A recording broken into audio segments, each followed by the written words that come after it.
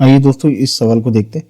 The tax imposed on an article is increase by 10% and it's consumption is decrease by 10%। Find the percentage change in its revenue from it. ठीक है, तो यहाँ पे इसके लिए मैं बहुत इजी फॉर्मूला बताऊंगा लास्ट में, लेकिन उससे पहले हम इसका बेसिक्स जान लेंगे। उसके बाद फिर हम शॉर्टकट पे जाएंगे। ठीक है, तो हम पहले मेथड इसमें देखेंगे, 2-3 मेथड से करके मैं आपको बताऊंगा कि कैसे कैसे करना है। ठीक है, तो सबसे पहले फॉर्मूला जान लो कि price into consumption is equal to होता है एक्सपेंडिचर। टैक्स इंपोज हो रहा है प्राइस के ऊपर, मतलब प्राइस के ऊपर टैक्स बढ़ा दिया तो प्राइस इंक्रीज हो रहा है, कंजम्पशन यहाँ पे डिक्रीज हो रहा है। ठीक है, और एक्सपेंडिचर यहाँ पे चेंज हो रहा है। तो इवन मान लो पहले वाले प्राइस एंड कंजम्पशन को, जो पहले प्राइस और कंजम्पशन था। अब यहाँ पे E2 क्या हो रहा है, नया प्राइस क्या हो जा रहा है, 10% इंक्रीज हो रहा है। 10% इंक्रीज हो रहा है मतलब 1 + 10/100 करोगे तो 110/100 होगा, या 100 पे सीधा उस चीज को ऐड कर लो। 110% हो रही है वो उसका प्राइस। ठीक है, कंजम्पशन क्या हो रहा है, 10% डिक्रीज हो रहा है। 10% डिक्रीज हो रहा है मतलब 100 - 10 कर दीजिए तो 90% हो रहा है। अब नया एक्सपेंडिचर क्या आ गया, 2 जीरो में यहाँ कैंसिल कर दूं तो यहाँ पे मेरा नया एक्सपेंडिचर क्या आ गया, 99 PC/100। ठीक है, अब मेरे को यहाँ परसेंटेज चेंज निकालना है रेवेन्यू। रेवेन्यू मतलब एक्सपेंडिचर ही होता है। ठीक है, जो कि इसका एक्सपेंडिचर किसी का रेवेन्यू है। तो यहाँ पे मैं करूँगा E1 - E2 upon E1 into 100। Percentage change निकालनी है रेवेन्यू में। तो मेरा E1 है PC, E2 है 99 PC/100। ठीक है, अपॉन PC इंटू 100, इसका परसेंटेज वैल्यू निकालने के लिए। तो यहाँ से 100 यहाँ से माइनस करेंगे 99 को, तो यहाँ पे आपका आएगा सिर्फ PC/100, और ये PC जब ऊपर जाएगा तो 100 PC इंटू 100। तो यहाँ पे PC से PC कैंसिल, 100 से 100 कैंसिल, तो मीन्स मेरे पास 1 बच गया। तो आप देख सकते हो यहाँ पे 1% का चेंज आया है। ठीक है, 1% का चेंज आया है, तो यहाँ 1% चेंज आ गया है। अब ये तो हो गया पहला मेथड। दूसरे मेथड में आप क्या कर सकते हो, रेशियो मेथड से कर सकते हो। ठीक है, पहले हो रहा है +10%। ठीक है, क्या हो रहा है, प्राइस इंक्रीज हो रहा है तो 1/10। तो प्राइस क्या मान हो गया, नीचे वाली जो वैल्यू होती है उसको प्राइस मान लो 10।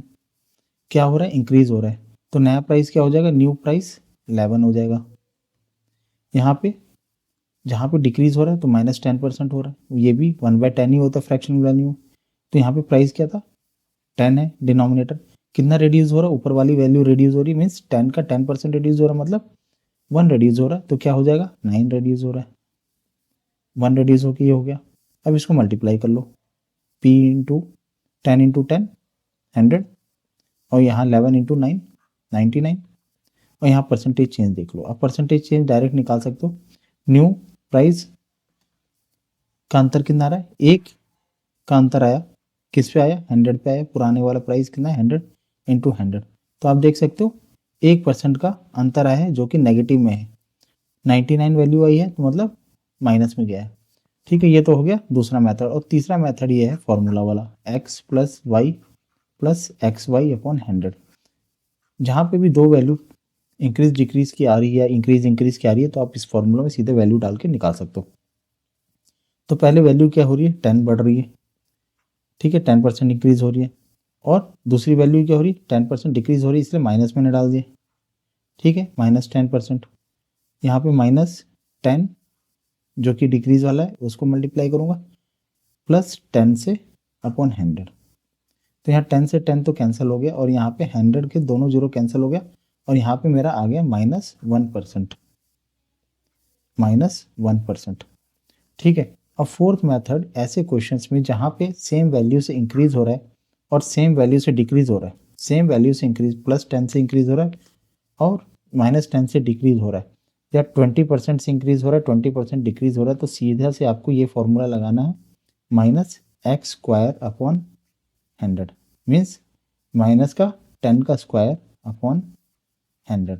तो आप देखेंगे ये भी 100 बन जाएगा, कैंसिल आउट होकर -1% यहाँ पे भी आपका आ जाएगा। ठीक है, तो यहाँ पे देखो ऐसे भी कर सकते हो।